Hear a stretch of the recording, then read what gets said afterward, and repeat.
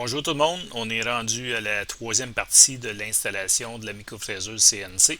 Donc la première partie concernait les ajustements mécaniques de la machine, donc enlever les jeux, ajuster les lardons. Deuxième partie, vous aviez installé Mac 3 sur votre ordinateur avec le fichier de licence, avec le fichier de contrôle de déplacement, le AR&R, et puis avec le fichier de configuration microfraiseuse CNC.xml.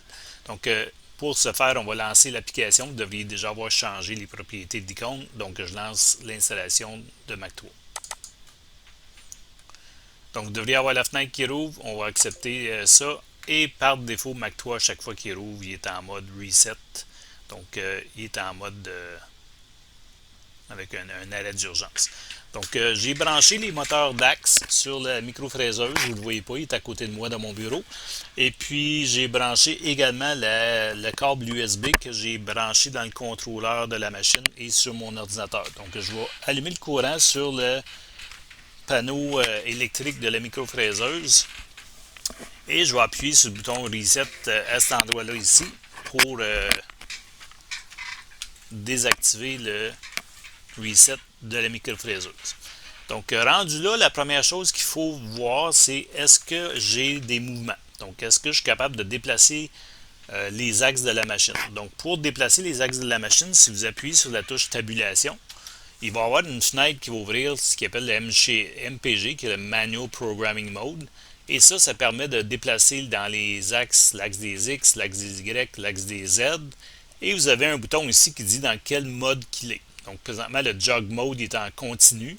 Et si tu veux faire des incréments d'un certain niveau, comme ici tu as un 10 millième, ben, tu peux changer le Jog Mode pour le mettre soit en continu ou soit en step. Donc, si je vais en continu puis je veux bouger ma table de l'axe des X, je déplace. Et je ne sais pas si vous l'entendez, mais j'ai le mouvement qui se fait sur l'axe des X. Et j'ai également l'affichage de l'axe des X qui se déplace. Je vais faire la même chose sur les autres axes. Donc, l'axe des Y, ça se déplace. Et je vais déplacer mon axe Z vers le bas, l'axe Z vers le haut. Donc, je valide que j'ai mouvement de mes différents axes à l'aide du bouton qui est là. Si vous ne voulez pas utiliser cette interface-là, je peux repaiser sur tabulation, l'enlever. Et je peux me servir également des flèches gauche-droite au bas ou page-up, page-down sur le clavier pour déplacer mes axes. Donc, les flèches gauche-droite, c'est l'axe XY. L'axe des X, en haut, en bas, c'est l'axe des Y. Et page-up, page-down, c'est l'axe Z. Donc, ça permet aussi de déplacer nos axes. Ce qu'il faut s'assurer, c'est que normalement, la microfraiseuse CNC configure les axes comme il faut pour le déplacement. Donc, si jamais ce n'est pas le cas, c'est dans la partie configuration et dans la section Ports and Pins qui nous permet de déterminer si le moteur bouge dans la bonne direction pour votre fraiseuse. Ça devrait correspondre correctement étant donné qu'on a le bon fichier de configuration comme point de départ. Donc, ça, c'est les premières choses à faire.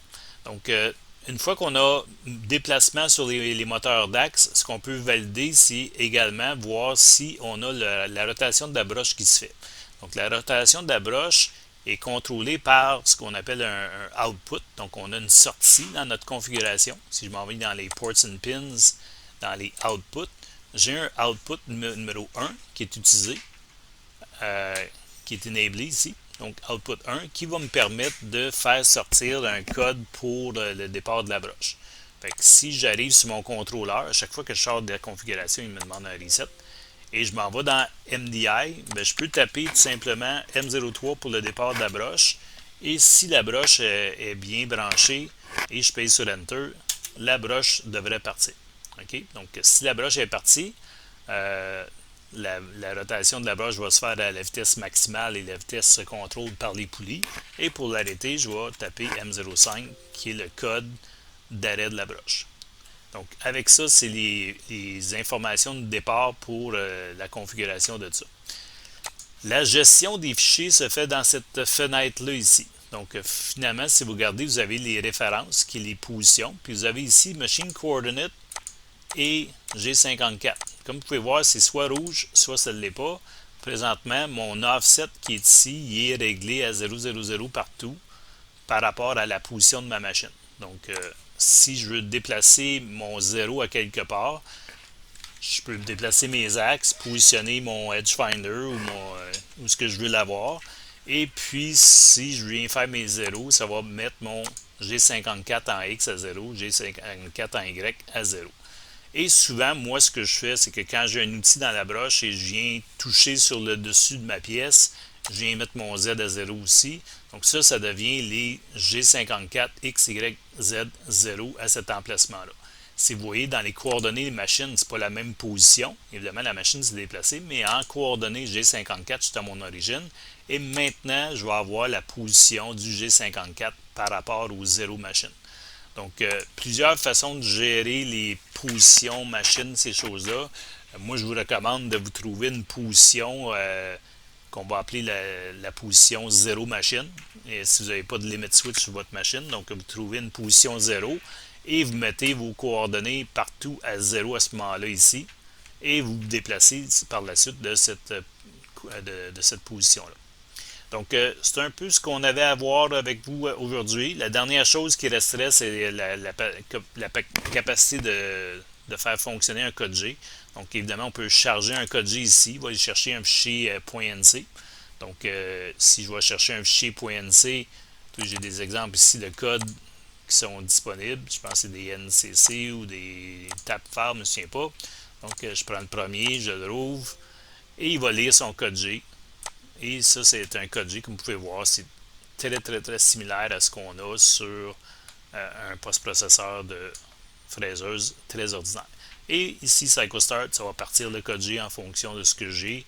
J'ai mon feed hold, j'ai l'arrêt, et je peux tout peser sur Reset pour resetter. Donc, c'est tout pour l'instant.